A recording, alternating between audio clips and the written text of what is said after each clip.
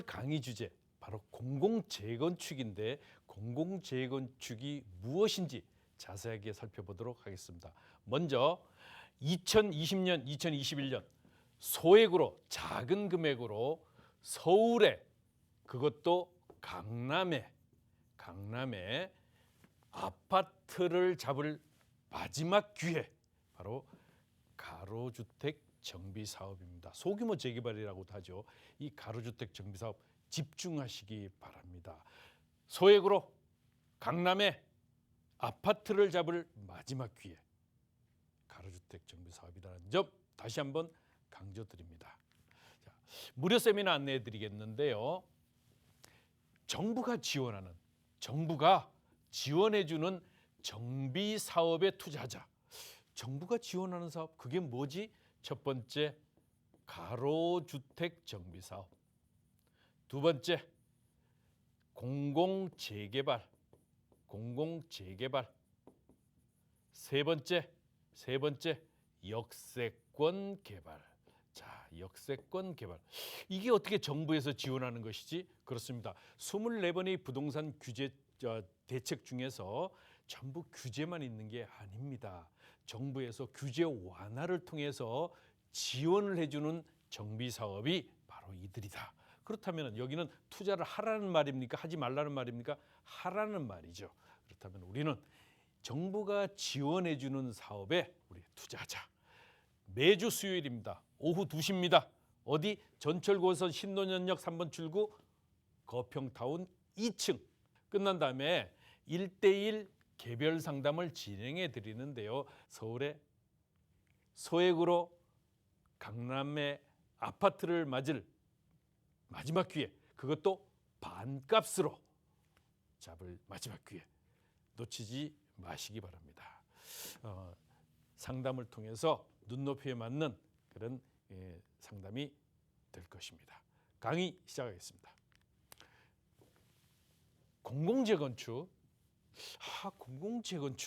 재건축이 뭐고 공공재건축은 뭐고 또 재개발은 뭐고 공공재개발은 뭘까? 2003년 7월 1일부터 발효된 도시 및 주거환경 정비법상의 공공재건축이란 말은 사실 없죠. 거기에 정비 유형 세 가지는 재개발, 재건축, 그리고 주거환경 개선 사업 요 세 가지밖에 없습니다. 네, 올해 공공재건축이라고 이제 새롭게 등장했는데 물론 정비의 모든 절차는 똑같이 현재 재건축 방식으로 진행됩니다만은 중간에 심의 과정들을 통합하거나 줄여서 실제로 10년 걸리던 것을 어떻게 5년으로 단축할 수 있는 것이 바로 제일 중요한 포인트라고 보시면 되겠습니다. 속도입니다. 속도. 바로 이것이 재건축이고 그리고 다른 부수적인 부분들은 제가 하나하나 설명을 드리도록 하겠습니다. 자, 공공재건축은 공공참여형 고밀도 재건축. 자, 고밀도입니다. 고밀도라는 말은 뭐죠? 고층 건축이 가능하다는 말이지요. 고층 재건축이. 그래서 이 의미하는데 한국토지주택공사 즉 LH 그리고 서울주택도시공사 SH 등 공공이 직접 참여를 하는 겁니다. 참여해서 소유자 단 대신 현재 거기 지역에 있는 소유권자들의 3분의 2 이상 동의가 필수. 여기서 도시 규제 완화를 통해서 주택을 기존 가구 수보다 몇 배? 2배 이상 공급해서 개발 이익은 기부 체납으로 환수하는 방식인데 여기가 보통 50%에서부터 70%까지 개발 이익을 환수하게 됩니다. 바로 이것 때문에 사실은 많은 그 정비 조합들이 반대를 하고 있기도 합니다. 그래서 현재 유형은 두 가지가 있는데 공공관리 방식이 있고 즉 지분 참여 방식이 있는데 공공관리는 그야말로 순수하게 공공이 첫째 자금 조달, 둘째 설계, 기타 행정 지원 등을 통해서 지원만 하는 사업이 바로 방식이 공공관리 방식이고요. 지분 참여 방식은 조합과 지분을 공유해서 공동 사업을 하는 겁니다. 공동 사업. 어디와? 조합과 공공이 공동 사업을 하는 것이 바로 지분 참여 방식이라고 보시면 되겠습니다. 책임도 갖고 권리도 지분대로 나눠 갖는 이런 것이 되겠습니다. 그렇다면 공공관리자 방식의 고밀 재건축 구조, 고밀이라고 했죠. 고층으로 고밀 재건축 구조는 과연 어떤가? 자, 여기는 공공이에요. 그리고 여기는 소유자 3분의 2 이상이 동의를 했어. 자, 여기에 대해서 동의를 해서 사업을 진행. 그러면 공공은 분양주택 공급 그리고 실수요자들에 대한 또 주거지원 계층에 대한 이런 것들을 전체적으로 관할을 하게 되고, 여기 조합은 여기 이제 대체적으로 조합이 되겠지요. 조합은 시공사, 설계자 이런 부분들을 대해서 브랜드를 그대로 사용할 수 있게 돼 있죠. 그래서 시공설계나 이런 것들을 전부 관리하게 됩니다. 그래서 시공업체도 선정을 하고 거기에 따라서 그 시공계약도 체결을 하게 되는 이런 부분들에 있어서 서로 업무를 분담해서 효율적으로 진행을 하게 되겠습니다. 그렇다면은 고밀 재개발, 고밀 재건축이라는 말은 건축의 연면적이 굉장히 중요한데요. 현재 국토의 계획 및 이용에 관한 법, 즉 국계법이라 그러죠. 거기에 근거를 해보면은 예를 들면은 서울에 가장 많은 주거지역 중에 이종 일반 주거지역 같은 경우는 국토의 계획 및 이용에 관한 법 대통령령인 시행령에 근거해 보면요 250 이하입니다. 250 최대치가 250인데 서울은 거기서 또 50%를 낮춰서 200%까지 보통 허용 용적률이라고 그러죠. 3종 같은 경우도 실제로 시행령에 근거해 보면 300% 이하, 서울은 250%까지가 허용 용적률이 되겠습니다. 이런데 이것을 개정을 하겠다는 것이죠. 개정을 해서 어떻게? 바로 이 용적률이 500% 이하 내지는 상업지역에는 1500% 이하까지도 허용되도록 개정을 하겠다. 그렇다면 뭡니까? 단위당 면적의 100평이라고 하면은 용적률은 500%가 되면은 곱하기 5는 500평이 되죠. 자, 500평의 건축을 지을 수 있느냐, 200%면은 200평만 지을 수 있느냐, 이거에 따라서 전혀 땅의 가치가 달라질 수밖에 없죠. 더구나 건폐율 같은 경우는 단위 면적당 건물에 앉을 수 있는 면적이 몇 퍼센트냐, 50%냐, 60%냐, 70%냐에 따라서 그 건물의 가치가 전혀 달라지죠. 땅의 효용 가치가 달라집니다. 이렇게 되기 때문에 건폐율 또한 마찬가지로 주거지역 같은 경우는 70% 이하로, 상업지역은 90% 이하로 정말 거의 이 유휴 면적이 없을 만큼 꽉 차버리게 되겠죠. 실제로 70%만 돼도요. 실제로 빈 땅을 찾아보기 어려울 만큼 사방으로 70%라 그러면요. 거의 다 차버린다고 보시면 되겠습니다. 그런데 현재는 2종 일반 주거지역 같은 경우는 60% 이하고요. 3종일 때는 50% 이하입니다. 그것을 70%로 이제 개정을 하겠다. 자, 살펴보게 되면은 그렇다면은 기부 체납을 하는데 이 고밀 재건축을 어떻게 기부 체납을 하는가? 공공 재건축에서 어떻게 기부 체납을 하지? 기존 재건축 방식에서는요. 허용 용적률이 서울에 250%, 요거 이제 3종이 되겠죠. 3종이 250%가 300%로 되면 몇 프로 늘었어요? 50% 늘었잖아요. 이 50% 중에 절반은 기부 체납, 절반은 일반 분양 이렇게 되는 것이죠. 즉 500%가 있었다고 하면은 500호의 아파트가 있었다고 하면은 600호를 짓게 되면은 500호를 600호로 짓게 되면은 35층, 3종일 때는 층수 제한이 없어 보통 35층. 그렇게 되면은 100호가 더 늘어나는데 그중에 50%는 기부 체납, 50%는 일반 분양 조합이 한마디로 수익자가 된다는 뜻이죠. 이것을 공공참여형 고밀 재건축으로 바뀌게 되면은 공공참여 고밀 재건축이 되면은 250%에서 300% 50% 늘어나는 게 아니고 250에서 500%두 배가 늘어나게 됩니다. 두 배. 250이 500%가 되니까 두 배가 늘어나죠.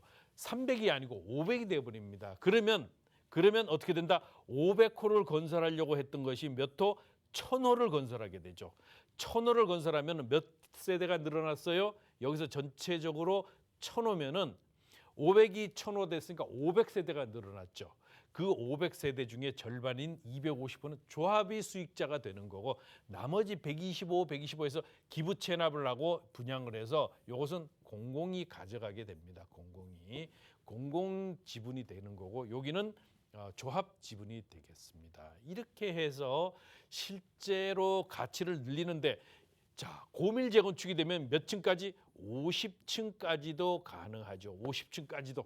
여기는 35층까지인데 50층까지도 가능하기 때문에 가치는 크게 증대될 수 있는 여지가 매우 큽니다.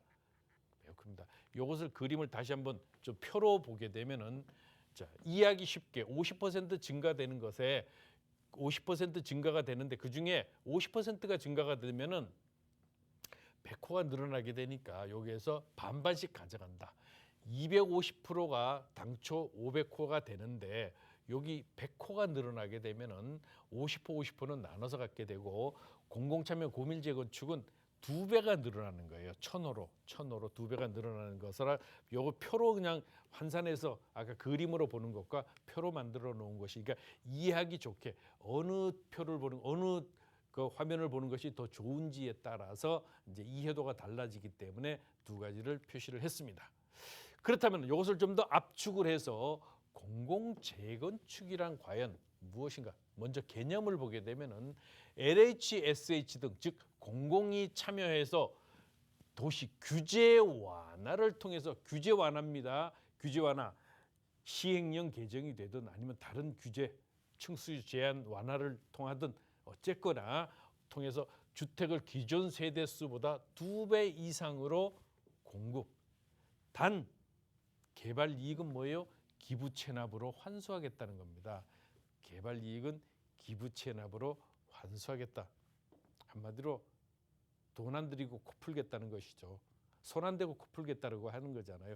공공이 수익을 상당 부분 가져가게 됩니다.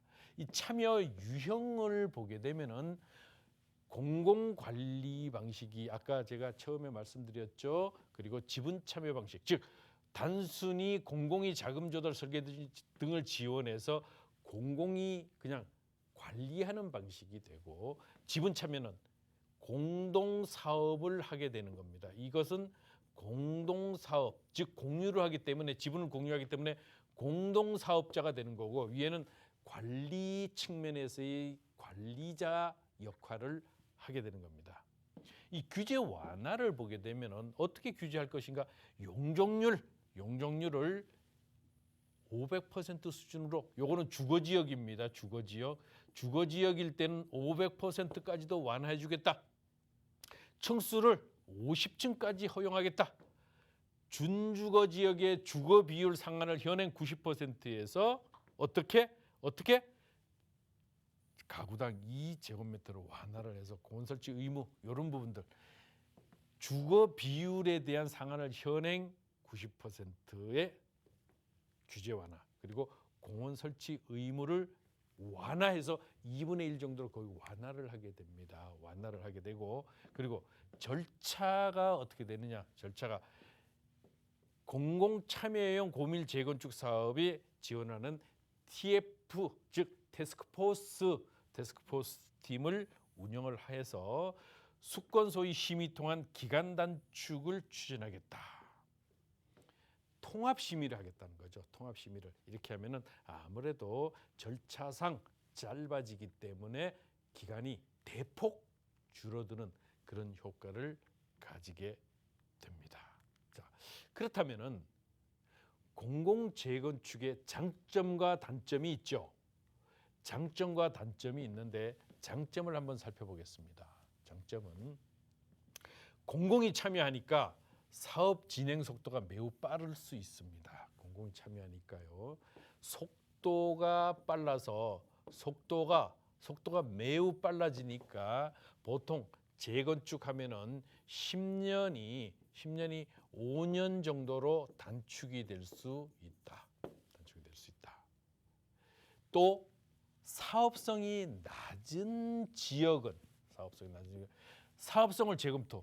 이거 보시면은 두 배까지 어떻다? 용적률을 높여준다는 거죠. 자, 높여주니까 진행이 이제 사업성이 나오지 않았어요. 예를 들면은 2종 일반이나 또 1종 일반 주거지역에서 재건축을 사업성을 검토를 해보니까 층수 제한도 있는 데다가 허용 용적률을 이미 다 차지하고 있기 때문에 추가로 재건축을 해본들 일반 분양분에 대한 물량이 거의 없기 때문에 사업성 자체가 나오지를 않아요. 이런 경우에 용적률이 높거나 세대당 대지 지분이 작아서 도대체 되지를 않아. 그런데 바로 이렇게 공공 재건축을 하게 되면은 바로 용적률을 높일 수 있기 때문에 사업성이 제고되고 또 사업성이 상당 부분 높게 나올 수 있는 여지가 있다는 거죠. 그런데 문제는 그렇게 되니까 어떤 데가 좋냐면요. 규모가 작은 것들이 유리합니다. 규모가 작은 것들은 사업성이 나오지 않아서 재건축을 추진을 못했던 곳이 사업성이 이제 나와요. 그렇게 되니까 여기에 대한 사업을 재검토해서 공공재건축의 도입을 추진하게 되는 겁니다. 그런 반면에 실제적으로 공공재건축의 단점을 보게 되면은 이 단점은 가장 우려되는 것이 뭐예요? 분양가 상한제 적용이잖아요.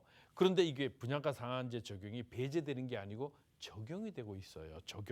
적용이 되니까 안 좋죠. 적용이 되니까. 사실 분양가 상한제 적용이 배제가 된다고 하면은 아마도 소규모 공공 재건축에 참여 열기가 굉장히 높았을 겁니다. 이 분양가 상한제가 적용돼 가로주택 정비 사업은 분양가 상한제 적용을 받지 않죠. 재건축 초과이익 환수제도 또 적용을 받습니다. 그러니까 이것도 안 좋아. 이것도 안 좋아. 기존 사업성이 좋은 곳은 사업성이 거꾸로 저하될 우려가 있어요. 어떻게 저하? 자, 실질적으로 왜 기부 체납 비율이 70%까지 올라가게 되니까 사업성이 거꾸로 좋았던 곳이 떨어질 우려도 없지 않아 있다. 물론 층수 완화라든가 층수를 35층에서 50층으로 올리게 되면은 거기에 따른 부대 가치가 더 높아지죠. 부가가치가 높아지는 것이죠. 그렇긴 하지만은 이 단점이 상당 부분 부각이 되고 있기 때문에 가장 큰 문제가 뭐다? 분양가 상한제, 재건축 초과이익 환수제입니다. 이 두 개가 다 적용이 된다 안 된다? 적용이 된다.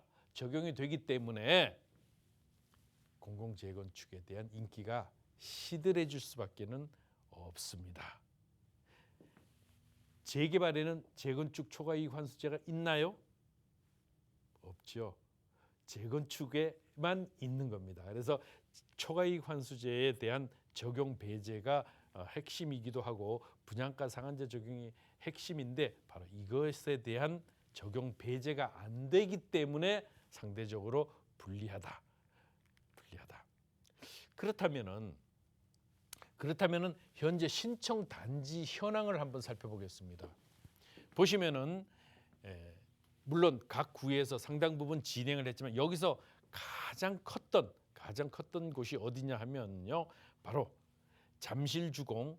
잠실주공과 그리고 은마 아파트입니다. 정말 메이저급인데 이들 지역들이 처음에는 상당히 이제 그 공공 재건축에 대한 여러 가지 이점들을 감안했을 때 좋다. 한번 해볼 만하다. 해서 실제로 사업이 지지부진하고 또 빨리 사업들을 진행을 하려고 하는 측면에서 이제 진행을 했죠. 그래서 음마 같은 경우는 실제로 안전진단을 이행할 정도의 단계밖에 되지 않았어요.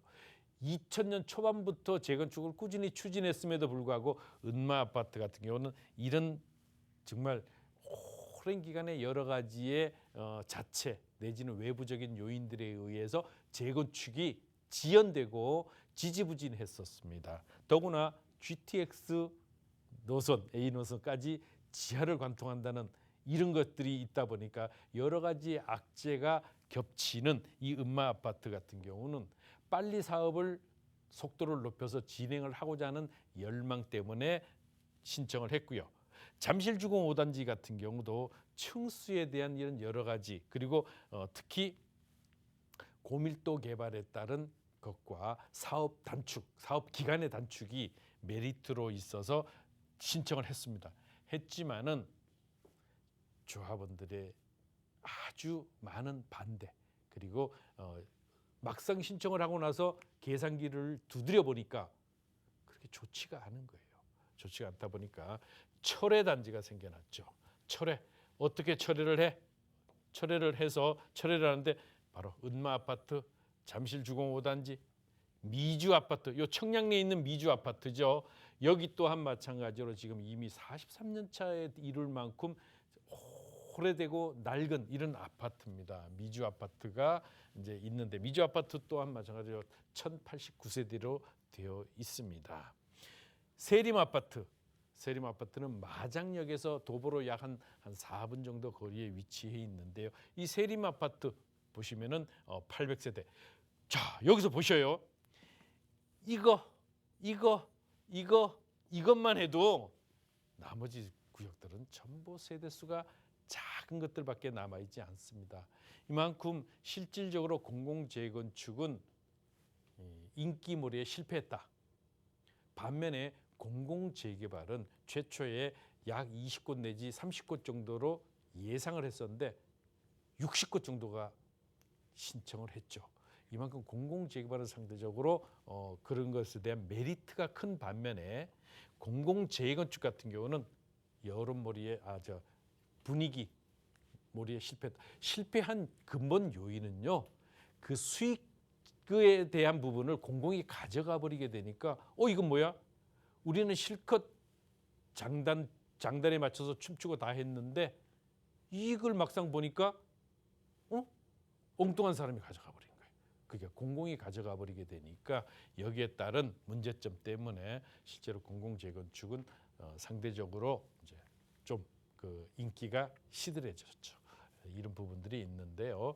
요 공공재개발 같은 경우도 아직 물론 법이 통과되려다가 개정 법안이 통과되려다가 지금 국회의 문턱을 넘지 못하고 다시 조금 표류하는 이런 기미가 보이긴 합니다만 어쨌든 공공재개발 같은 경우는 상대적으로 많은 인기를 가지고 있는데 공공재건축은 이러한 문제점들이 있다. 자, 오늘 무료 세미나를 안내해 드리겠습니다. 정부가 지원해주는 정비 사업에 투자를 하자. 매주 수요일 오후 2시 전철 9호선 신논현역 3번 출구 200m 지점 거평타운 2층 끝난 다음에 1:1 개별 상담을 진행해 드립니다. 전화번호는 마찬가지로 02-2638-3956번이 되겠습니다. 자, 다음 시간에 오늘 공공재건축을 말씀을 드렸으면 다음에는 공공재개발에 대해서 강의를 하도록 하겠습니다. 더 좋은 강의로 찾아뵙겠습니다.